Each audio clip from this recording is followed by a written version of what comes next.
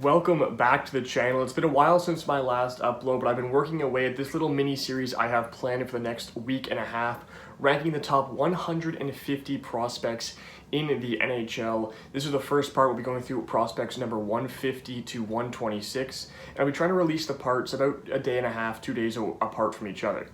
Now, these first sets of videos will only be players. There'll be no goalies on this rankings. I will have a separate video coming out ranking the top 30 goalie prospects, but these first sets of videos, it'll be all players because, especially when it comes to prospects, it's difficult to rank goalie prospects in itself, and when you try matching them with player prospects, it becomes really weird to do all the grading. So we're just going to stick with players here, bang out these parts here, and we'll get right into it. Starting at number 150, it's Sam Rinzel, Chicago Blackhawks defenseman prospect. He was a first-round pick back in 2022. Rinzel was a late addition. Working at the bottom, a couple players in this list was a little tougher, trying to figure out who misses just barely and who makes that final cut. Ended up slotting in Rinzel near the end there as I was ranking them. He had a pretty solid year at the University of Minnesota last year with 28 points in 39 games. He made the World Junior team, didn't do anything, didn't stand out, only had a point in 7 games, nothing crazy, but I do think he's a solid prospect. I think he's got a solid two-way game, and I think there's a world where he can easily translate as maybe a bottom pairing or a bottom four defenseman for the Chicago Blackhawks in the future. They've got plenty of prospects. It's definitely going to be tough for him to make a roster with this young team, but I do think he has a future in the NHL. That's why he ranks at 150. Move right along to Luca Cagnoni from the San Jose Sharks. The Sharks, as you could guess, are going to be very, very involved on this list. You'll see it as we go on, and after this, I'm likely going to do a prospect pool ranking since I already have most of these players ranked. And the Sharks, it's just a crazy prospect pool. Cagnoni's an amazing offensive talent. It's really tough to ignore the numbers he's put up in the WHL for Portland these past couple of years. Granted, putting up numbers as a top-tier prospect, as a guy who's expected to do that in the WHL, it's nothing too crazy. But Luca Cagnoni, he's put up insane numbers, especially as a defenseman. 90 points in 65 games this year, a huge jump up from his 64 points in 67 games last year when he was a fourth-round pick to the San Jose Sharks. So I think if he put up these kinds of numbers that he had last year in his draft year, he definitely would have gone a lot higher. The big concern for Cagnoni, though, and this is going to be the issue, whether he can translate this to the NHL, translate his skill, is he's 5'9". So it's going to be a real challenge to see if he can translate his game to the NHL level. He's going to have to be a smooth skater with lots of speed. Going to have to move the puck quickly because he's going to get outmatched physically. That's going to be the biggest concern in Cagnoni's game, and it's the reason he's so low considering these numbers, because you look at a guy with offensive talent like this, and the talent is for sure there on the offensive side of the puck, and you compare him to some of the other players who don't have that kind of skill and don't have the defensive game to make up for it. They have the size, the reliability, the safety of they can make an NHL impact because of their size. I don't typically like to totally discredit guys because of their size, but when you're an offensive-minded defenseman who lacks defensive skills, being 5'9" is really not helping your case. So he has the skills to make up for it if he can translate to the NHL level. That's going to be the big thing for Cagnoni. We'll see if he can do it, but it's definitely going to be a tall task for him. Next up at 148, we got Xavier Bourgault, recently traded from the Edmonton Oilers to the Ottawa Senators, involving Robbie Yarventy, heading it to the Oilers. Bourgault is really, I think this is him getting traded is a good thing for him. I'm not sure if Ottawa is the right place to find this change of scenery, but I do think he needed a change of scenery. He needs somewhere where he can break into the lineup, because he wasn't making it a lineup on Edmonton. There was no shot he was ever going to get up to the NHL level.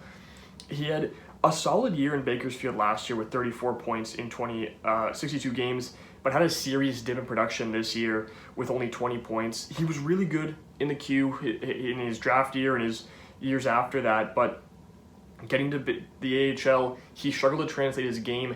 And again, you look at Edmonton, they're a win-now team, and they have obviously the best center duo in the NHL in McDavid and Draisaitl, and they now traded for Matt Savoy, who instantly leapfrogs that prospect pool. He is going to be at the NHL level, whether it's at center or not. They had Ryan McLeod before, so that made it tough for him to break into that third-line center role. They've got plenty of other guys who can play the center position. There's just no real spot, especially up front, for a prospect like Bourgault, who's been a little disappointing to get that chance to prove himself. because it's not necessarily, these numbers aren't the be-all end-all for him. It's not like his career's toast because he had a couple bad year in the AHL. He was a first-round pick for a reason, but a team like the Oilers can't afford to take a risk on a player like Bulgo because they need to win now. So if you take a player like him up and it doesn't translate immediately, it's not going to be great for them. Ottawa, on the other hand, they've got a serious lack of forward depth, especially that fourth line. I think Bulgo is a sleeper if he has a good camp in Ottawa, there's a realistic shot he can make that fourth line out of camp because they really don't have many names there. They lost a lot of players. They're tight up on the cap. I think Bulgo could end up making the NHL roster for the Senators in a bottom six role in the next couple of years, and that's probably what you're looking for Bulgo at this point, is more of a bottom six kind of role, and he can play that. He's a very physical, power forward type. I think he can fit in Ottawa, and we'll see if he can end up making that roster. I don't think it's out of the reach in the next 2 years for him to be up on the NHL roster as a centerman. Next up, we got another Ottawa Senators prospect here at 147 in Tyler Kleven. Now, Kleven is one of the few prospects that I still rank in this list that falls outside of Calder eligibility. And the reason I consider him still a prospect because he didn't just play over the 25 game limit in one season. He had back-to-back years of 8 games in 22-23, and then he played 9 games in 23-24. So he never really got past the prospect level. He still couldn't get himself up to the NHL level. He still was a step behind. He still wasn't really an NHL player. Therefore, he was still a prospect in my eyes. He's had some solid years. He had a solid year in Belleville, 21 points, 53 games. He's a solid two-way defenseman. He had a point in 9 games playing up the NHL level. He was solid, but nothing special. And again, the Senators were trying to make a push, and I don't know if he was really ready. However, I do think he might make the roster for the Sens this year. Again, the Sens, just like up front on the back end, they're lacking depth in their bottom pairing, especially they lost Eric Brandstrom. I don't trust Travis Hamonic. Their top 4 is made up Zub, Sanderson, Chabot, and Jensen. But that bottom pairing, it's open for interpretation. There's a lot of guys who could jump out and make that jump. I think Kleven will likely start the year on the NHL roster once again and see what he can do if he can end up making that full-time leap to the NHL level on that bottom pair. But it's not out of the reach. But he's 22 years old. It's got to be soon for him to be able to establish himself as a career NHLer. Then we go to another defenseman at 146 in Topi Niemela. Niemela was drafted in the 3rd round by the Leafs in his draft year, then had some really good years after that, but has since kind of fallen under the radar, especially in that Leafs prospect pool. It feels like he's not talked about as a guy who could end up making that roster, even though their decor is questionable. He just hasn't been anything excellent since coming over to North America. He had a solid year this year, no doubt, 39 points, 68 games, solid year. And he'll play another year in the AHL this year. He's getting up there in age in terms of a prospect and how his ceiling is getting lowered, but we'll see if he can make a jump. I doubt he does it this year. The Leafs have tried to revamp their decor. They've got lots and lots of names to put out there that will be more impactful than Topi Niemela. But he's kind of just, since coming over to North America, fallen a little under the radar, a little forgotten about almost in this Leafs pool. He's still solid. He still has time to make an impact, I think, in the next couple of years if he can try and earn that spot, have a good camp one of these years, and force the Leafs' hand into bringing him up on the roster and just give him a shot. And if he can prove himself, he can definitely be an NHL defenseman in the future. He's got that potential still. Because, 3rd round pick in 2020, but he seriously outperformed that value, that pick, in the years after that, in his years after the draft, because the very next season was solid. The 2020-2021 season was solid for him, playing up in the Liga. But then the next year, he had 32 points in 48 games for Karpat in the Liga. So those are really solid numbers, especially for an U20 player. So he was really, really good that year. But then going over to North America, after he aged out, he's just been solid. Nothing spectacular, but he's been solid. So I think you want to see a big developmental year out of him soon so he can prove that he can make the jump to the NHL level. Now you have another back-to-back set of prospects on the same team with Fraser Minton here at 145. Fraser Minton's such an interesting prospect to look at because he did make the NHL roster. He was super impressive in preseason hockey for the Leafs last year and made the NHL roster, but was just he didn't stand out. He didn't make an impact. He kind of just was there. he wasn't bad per se, but he wasn't good. He didn't fit in. His game wasn't translating, so it wasn't a great fit for him. Then he went to Canada, to the World Juniors, the captain of Team Canada, and again, the expectations were high for him, and he really he wasn't necessarily bad with the numbers, 3 points in 5 games, but really he looked unimpressive on the ice. He wasn't fulfilling his role defensively, which is what he's supposed to be good at. It was just a little underwhelming. It really has not been a great year for him. I mean, even his year in the WHL after going back to the dub, 48 points in 43 games. It's okay, but for a player who's made an NHL roster and was the captain of Team Canada, you'd expect better numbers in a WHL, especially as a 20-year-old. So it really was a year, or as a 19-year-old, I should say. He's now 20, but he was 19 last year, so you really would expect a lot more out of him in the WHL.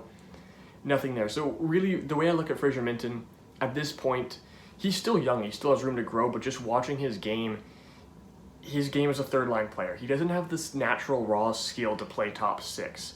He's a great two-way center. That's what I think his ceiling can be, is a great 3C who plays two ways, who kills penalties.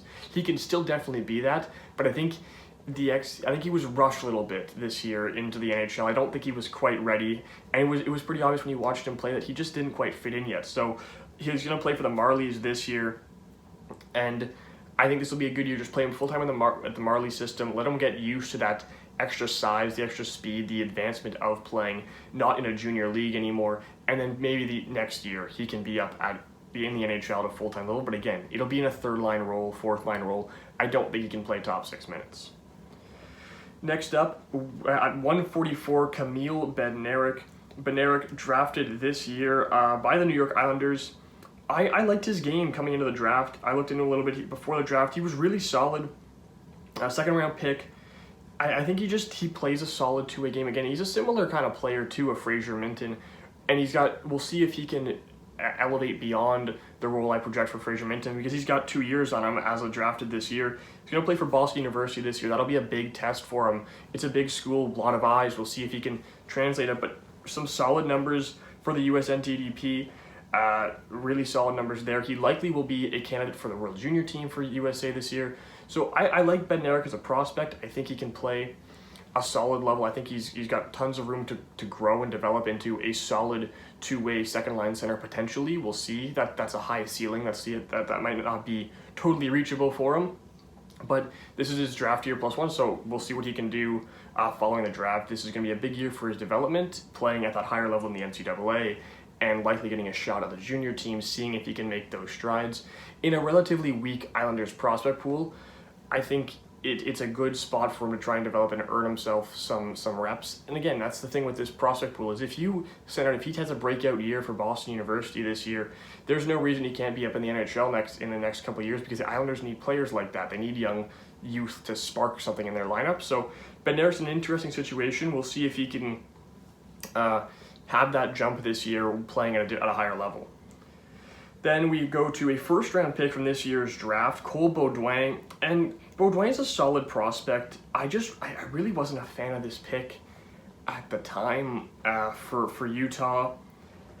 I think he's a solid player. He had a good year in Barrie, no doubt there. It was solid, but a first-round pick forward who wasn't point per game in the OHL. Again, he's not going to be he's not a full real scoring threat. That's not his game per se. He's more of a power build, 6'2", two-way game kind of thing, at 6'2", 209. But again, I think it was a bit of a reach. I like Beaudoin, but I think he was more of a second-round guy. I don't think he really fit in that slot he was drafted at. There was better players on the board, but still, regardless, I think he's a solid prospect. I think he has some room to develop into a real physical threat. Again, he's a bigger guy, so we'll see what he can do. He's gonna have another set of advantage this year, being that age up in the OHL and still having that size advantage. We'll see what he can do there. There's room for him to be a dominant force in the OHL at that size. We'll see if he can do that, and if he can, he's got room to grow and raise up these rankings. Then it'll see if that size, if he's just taking advantage of the fact that he's bigger than everyone, or if he can translate it to the next level, which is going to be the big question mark over these next couple of years. But that's the thing with these 18-year-olds are freshly drafted.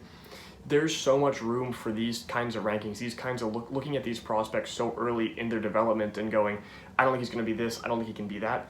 They have so much, there's so much range they can just prove you wrong in either direction. I mean, you look at a guy like an Easton Cowan, who everyone thought that pick was terrible, and he had a really good year in the OHL and skyrocketed up boards. So it's the same sort of thing. There's plenty of guys who were drafted high and then had a really terrible couple of years and fell all the way down board. So there's so much variety and so much variance in what these prospects can prove. So Beaudoin's in that same boat. The size could be huge for him in his development at the OHL level, but it could also be he relies on it too much, and when he gets to a level where everyone else is that size, he might struggle. We'll see, but still a solid prospect for Utah as they try to translate to this win now. He gets flipped in a couple of years for Utah to try and win some hockey games. Next up is such an interesting prospect, Aaron Kiviarhu, drafted in the 4th round, and it's really, like, it's shocking. I mean, I get why he was slipping, and I get the concerns around him, but I mean, this kid was a lottery projected pick 3 years ago. This was the Aaron Kiviarhu draft. Even last year, you could tell he was slipping, but he was still a top 10 guy. Like, that's what the consensus was in him. Even heading into the draft, it was still relatively consensus that he was at worst a 2nd round pick. But sliding all the way to the 4th round, Minnesota had a great draft. This is a real steal for them, and there's tons of potential with Kiviarhu. There's tons of risk involved too, but when you're taking him in the 4th round, this is such a good addition to your prospect pool. But the biggest concern is, he's 5'10". He's small on the smaller side. He also has dealt with some injury troubles during his time playing over in Finland. He's had some issues staying healthy. He wasn't healthy he only played 7 games this year in the Liga, and he's had some of those issues throughout his career, and that's a consequence of his size. And just also his numbers took a hit. I mean, you look back at the 21-22 season, he was under 18, he was playing at the U20 level, and he had 30 points in 35 games. He looked super impressive as a elite puck-moving, scoring defenseman. Then next year, though, at the U20 level, this time he was 19, or he wasn't playing, he never played at the U18 level this year. This was 2 years ago. So he was still under 18, and he had a solid year, but didn't take a step. 20 points in 22 games, and then played 21 games at the men's league level at the Liga. It was okay, nothing special, but that's to be expected of a guy of his age at that level. And then this year dealt with some injuries, had some solid numbers, but wasn't even on the junior team because he got injured. He played a couple different U18 tournaments, put up some solid numbers, but really just wasn't the dominant offensive threat you expect out of a guy who was so highly touted. So it's really tough. Again, we'll see what he can do this year. It's going to be a huge year for him to try and prove everyone wrong. If he can stay on the ice, he can prove a lot of people wrong. He can prove a lot of GMs wrong and can make a serious impact for this Minnesota Wild team. So for Minnesota, I love this pick. I think he can be solid, and I do think there is still so much untapped potential with Aaron Kiviarhu. Next on the list, we've got Clark Caswell, another Seattle prospect here. Caswell, again, another guy who slipped in the draft quite a bit. He ended up going all the way in the 5th round, and another consequence of he's a little smaller, but not that much. He's only 5'11", which is smaller, but it's not a ton smaller. But I really like Caswell's game. I think he's got a lot of playmaking ability, a lot of skill, a lot of raw talent. 77 points in 68 games. Huge jump up for him this season, playing for Swift Current. I'm excited to see what he can do this year. I think he's a real talented player. I think there's a lot of room for another pick that I really liked. And Seattle has done this a lot. They've done a really good job of finding talent in the later rounds. You look at some of their top tier prospects, and they're all guys that were highly touted that people passed on. You look at Jagger Furcus. You look at some of the other guys they've taken, Carson Rakoff. And these players that they take, they always seem to be everyone thinks of them as a top 2 round guy, slip down, Seattle grabs them, and they prove their value wrong. They prove that they should have been that top 2 round guy that they were projected as. Seattle's done a great job at evaluating talent, so I'm going to have faith that they picked another great player that I already liked beforehand in Clark Caswell. So I think this is a great pick for Seattle. And their prospect pool, quietly, they have built a really, really good pool. And again, when we get to the rankings of the pools, you'll see I think I'm going to have them pretty high. I haven't done the rankings yet. I've looked through the pools, but Seattle's got quite a pool I'm a real fan of with a lot of the players they have. Next up, we've got Chaz Lucius for the Winnipeg Jets. Lucius was solid this year, nothing spectacular. He's was a first-round pick back in 2021. Solid year in Manitoba, only played 17 games, but he did have 13 points, which is pretty solid, taking that jump to that professional level in the AHL. So really solid stuff, and I mean, he had a solid year the year prior. He again, not 100% healthy this whole time. He bounced around, he played 12 games at the AHL level with 5 points. Solid numbers for a guy of his age. He had 15 points in 6 games over in the WHL, so that's really impressive, and was point per game with the juniors. Now as a 21-year-old, goes to the AHL. Again, not fully healthy this year, only played 17 games, but pretty solid numbers. If he can stay healthy this year, I think this could be a really solid developmental guy. I think he's got room to grow. He's 21, so I think if he has another good year in Manitoba, he's on the verge of being able to make that jump to the NHL level and try and prove himself, because really talented player, was a first-round pick for a reason, and he's getting to that age, and if he can put up similar numbers to what he was doing in a more extended role in the AHL, this could be a really solid player for the Winnipeg Jets to build with. Next, we go to the second Seattle Kraken prospect, Lukas Dragicevic. Dragicevic is in a position where he could end up slipping off this list by this point next year. I really do like him, though. I liked him coming into the draft. I like his offensive talent. He was drafted in the second round in 2023. Slipped a little bit. I thought he was going to be more bottom end of the first round, but he ended up being more bottom end of the second round. And I like him. He had a bit of a down year this year. It was really a tough year for him. It's really, again, it's tough. I do like him. I like his offensive skill. I like his offensive ceiling, his upside there. But he's in a real position where he can start slipping. He can slip down out of this kind of top 150 range, because if he keeps on this trajectory. Because his draft year, he had 75 points in 68 games. Really good numbers for a draft-eligible defenseman in the WHL.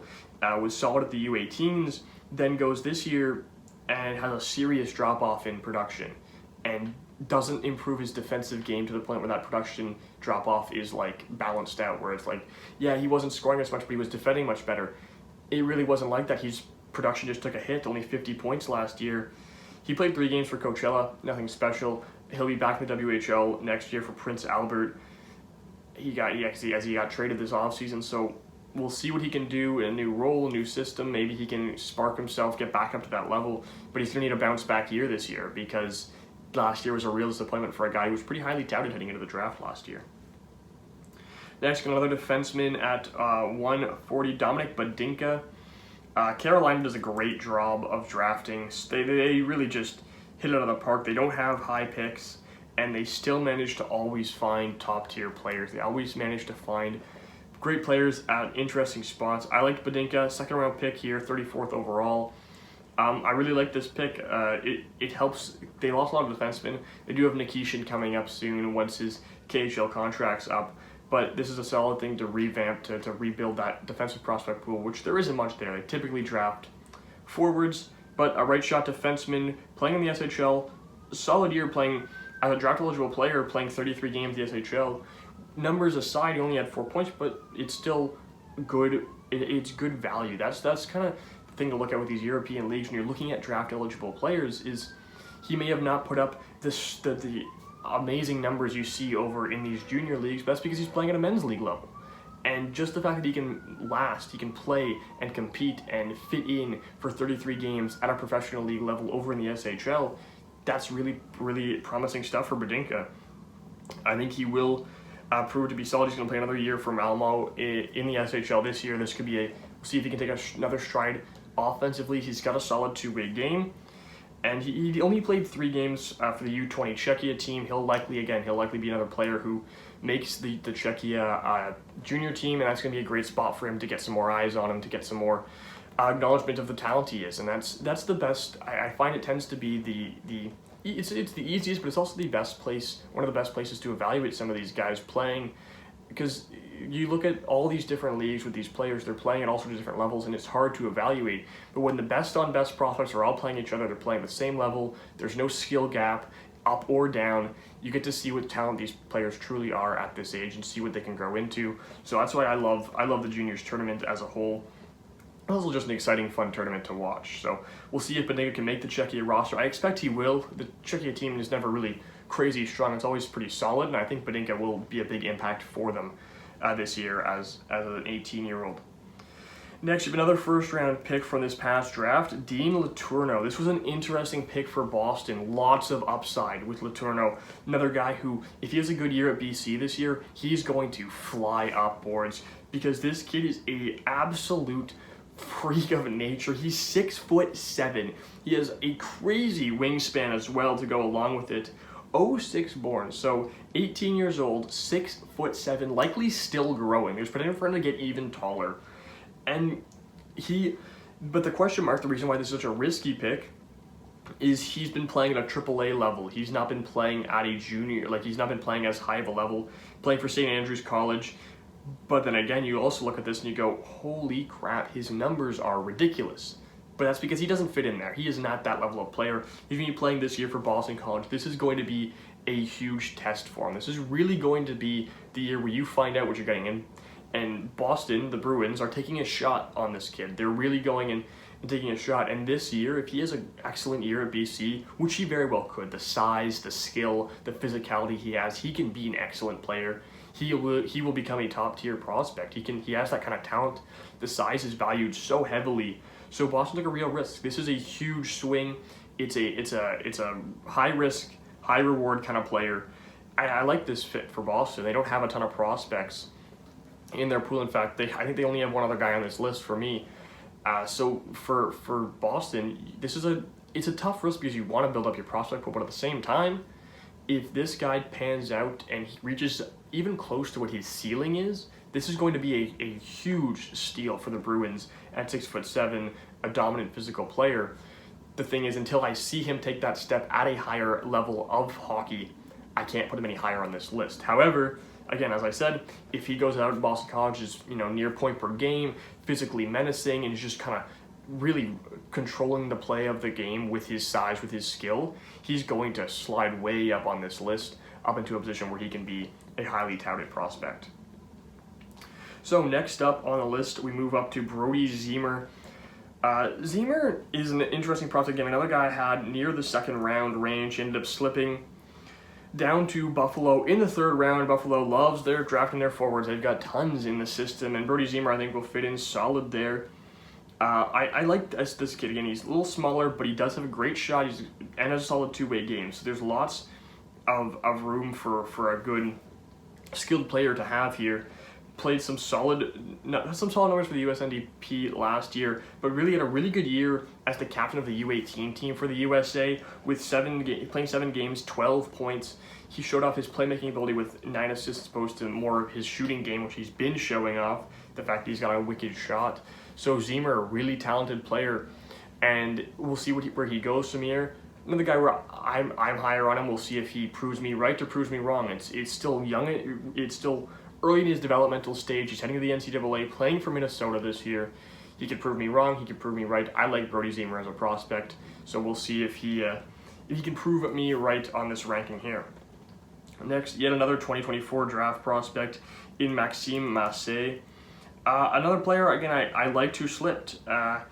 Massé went to the third round to the Anaheim Ducks. Anaheim, I think this is a solid pick for them. 6'3" is a solid physical threat with a powerful shot, uses his size wonderfully to get that shot off, able to transfer use the extra weight, use the extra reach he has to get a really good shot off. A solid year for Chicoutimi in the Q this year, 75 points.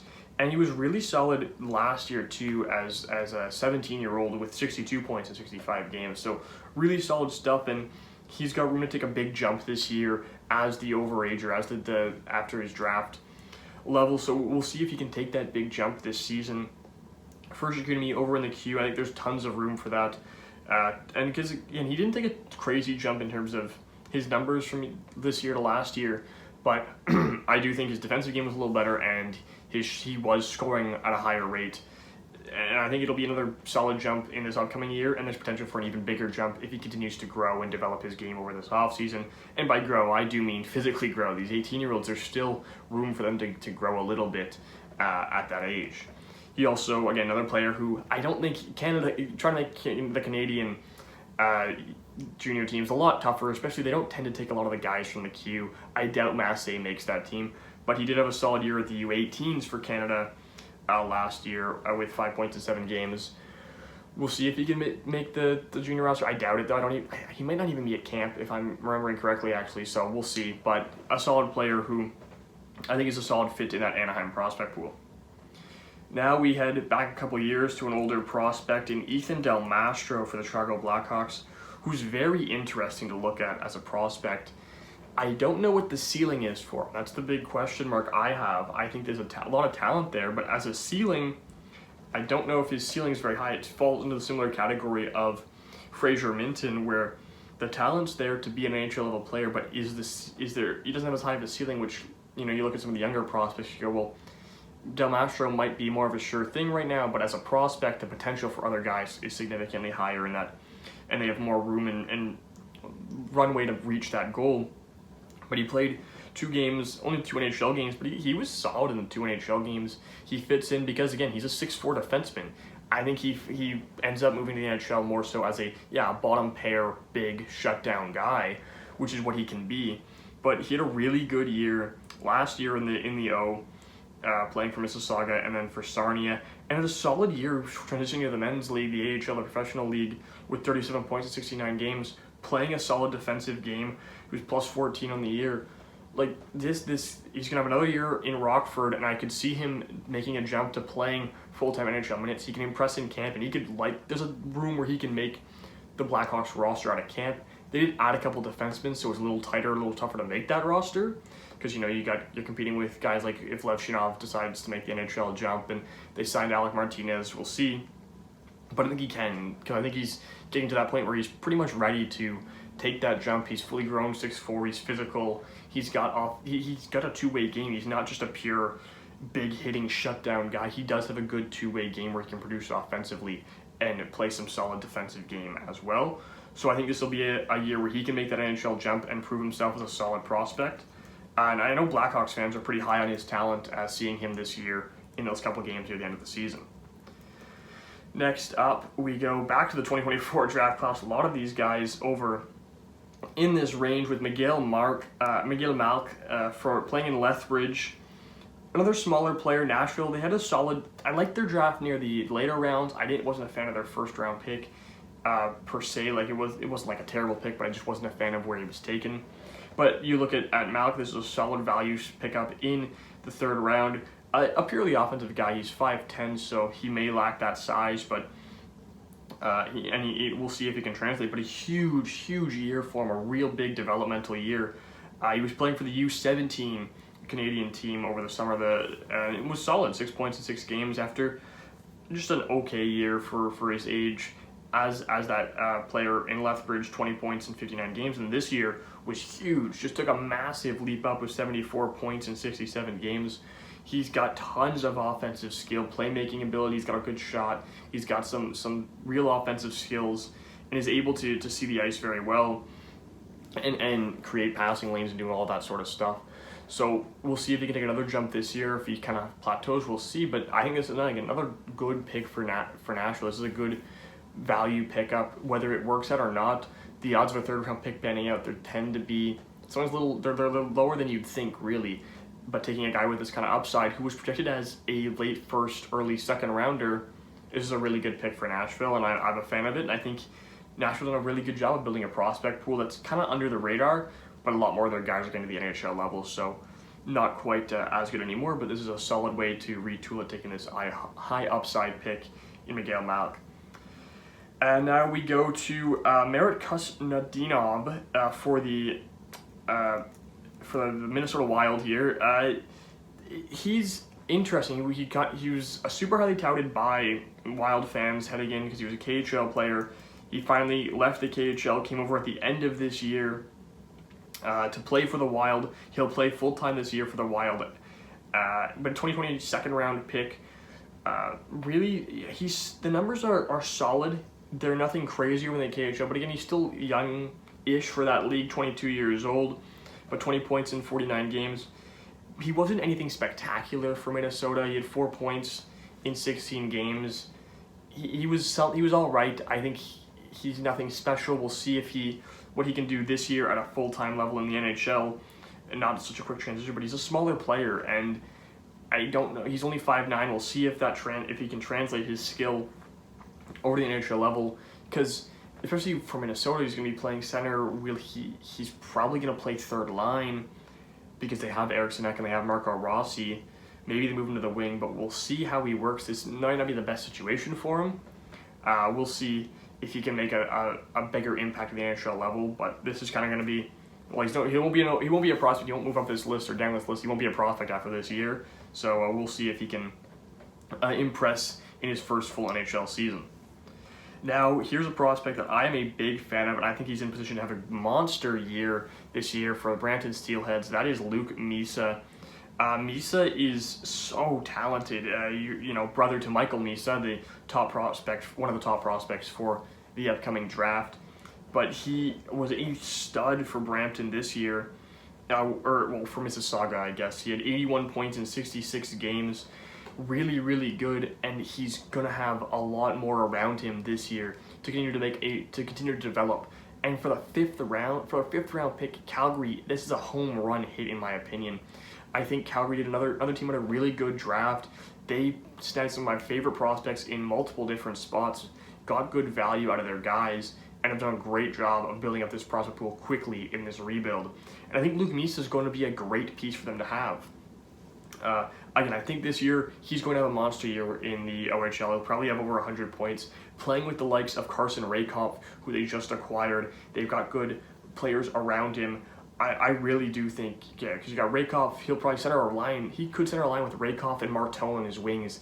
That's going to be really good for his development, playing with players of that skill level where he can trust them, he can give them shots. I mean, yeah, if he's able to mesh well with Raykoff and his wicked shot, this is going to be a great year for Misa. I'm a huge fan of him, and he's in a great spot to continue to develop in the next couple of years. And again, the other guy, I think he fell in the fifth round because he's a little smaller. He's 5'10", but to me, I think the talent's there that he could definitely outperform that mark this upcoming season. So that's a guy I'm a real big fan of. We now head to a second round pick from this year's draft in Lucas Pettersson, taken by the Anaheim Ducks. I think this is about where I had him valued. I thought he could sneak into the first round. He could slip a little bit in the second round. Going 35th overall is kind of right in that perfect spot for him. But a real solid year playing for at the U20 SHL level. 57 points in 44 games, some really good numbers. Played 5 games at the SHL level, wasn't able to make an impact, wasn't able to score any goals, get any points, was only a -1. Nothing crazy there, wasn't playing a whole lot. This year, I think he'll get more of an opportunity at the full-time SHL level, and we'll see what he can do there. But he'll bounce up and down between them, and we'll see what he gets. He's going to play for the junior team for sure. He's already played a couple games for Sweden's U20 team in other tournaments, other mixed games so far this summer. So I think he'll be on the junior team and be able to impress. I think he's a real solid player.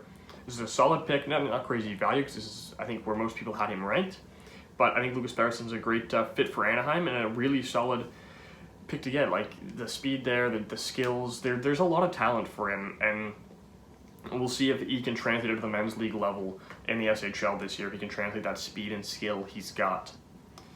Then we head to Stanislav Svozil, former Regina Pat. Svozil was a third-round pick his draft year back in 2021. He was pretty solid for the Pats. He was their captain when Bedard was there, and he left at the same time.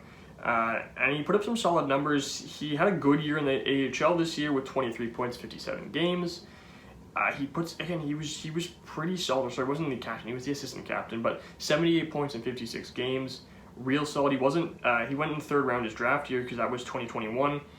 It was a solid year for him, but he hadn't made the jump over to the WHL where he's getting maybe more eyes on him. He just wasn't anything crazy in the Czech league. Only 3 points in 30 games. Bounced around a ton of different. He played for tons of international games for the U18 team. Made the U20 team and played the juniors. Played other U20 games for Czechia. Even played one game for the Czechia team in that season. But then the year after that, he took a big jump with Regina. Proved himself pretty. As a solid defenseman, played well at the juniors as the assistant captain, then captained their junior team the next year, was really good with 8 points in 7 games, and that was the year he had a really good year for the Pats. He even played 2 games for the Blue Jackets and a game for the Cleveland Monsters. He bounced around a lot, and that tends to be the thing with these European guys after they get drafted. They bounce so much between different levels of their European league and then bouncing potentially over to the CHL or maybe even the NCAA and the USHL and then up and down to the AHL and NHL level. And that was that's been the thing for Sforza, but he's been solid wherever he's played since getting drafted. He's really taken a lot of steps in his game. Going to play another full year for Cleveland this year. We'll see if he can take another step and maybe challenge for a roster spot in the 25-26 season. Then we go to Alphonse Frage for the Winnipeg Jets. I think Frage is, again, another guy taken pretty much right where I had him valued, 37th overall in the second round for the Jets. And this is just solid two-way kind of guy for the Jets to have. Really good puck mover, put up some really good numbers for in the U20 level over in Sweden with 33 points in 40 games, and played a lot of U18 games for them. Again, was really solid. This year, he's likely going to be playing at the Hockey Allsvenskan level, which is just a level right below the SHL. So again, it's a men's league level, so we'll see if he can perform up to the skill and mesh his game to that higher level of hockey. But again, another good player, another good pick for the Jets as their second prospect on this list already. And again, I like Frage's game. He's got a great two-way game. We'll see if he can, again, take that next step this year playing at a higher level. That's the key thing with a lot of these 18-year-olds is tons of room for them to go up and down these lists. Even guys that probably aren't on this list, tons of room for them to skyrocket onto it and go really high after they develop at a next level. Because I almost feel like sometimes besides like the top-ranked prospects, these lower-ranked guys, the second-rounders, the third-rounders, their best years are everything after, like their best developmental years, the years you truly see what you're getting, it's after their draft year. Once they get past that 18-year-old threshold, they tend to take bigger jumps. They tend to start to see what you're really getting in a prospect. So that's what it's going to be for a lot of these guys. A lot of these guys could be a lot higher on this list next year. Could be totally off of it. So we'll see. Next, we head to another Calgary prospect, another guy I loved from the Ottawa 67s, Henry Muse. I loved him because I'm from Ottawa, so I liked watching his game when he was playing for the 67s. He was real solid for them during some of their real impressive runs. The issue with Henry Muse, he was a first round guy, a top defenseman prospect in this class a year ago, and then he did take a jump offensively. He took a pretty big jump offensively with 61 points, 65 games, but his defense never improved. He still really lacked a defensive game, and that's really what it's going to be for him. That's all he's going to take is. The offense is totally there, the skating is totally there, the puck moving, the shooting, everything offensive he's got. He needs to hone his defensive skills to make an impact at the NHL level. There's tons of offensive upside here for Muse.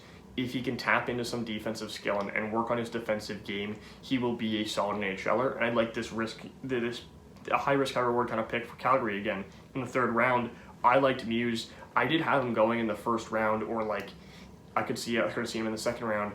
But this is a really solid value at 74th overall. I like Muse a lot. I like his offensive game. He just really needs to work on his defensive skills, and we'll see what he can do if he can manage that. And now the final player in this episode at 126, we've got Oscar Olausson from the Colorado Avalanche, first round pick back in 2021. And this is a tough one. Again, a lot of the 2021 picks, similar to like Xavier Bourgault, it was tough to fully evaluate prospects during the COVID times.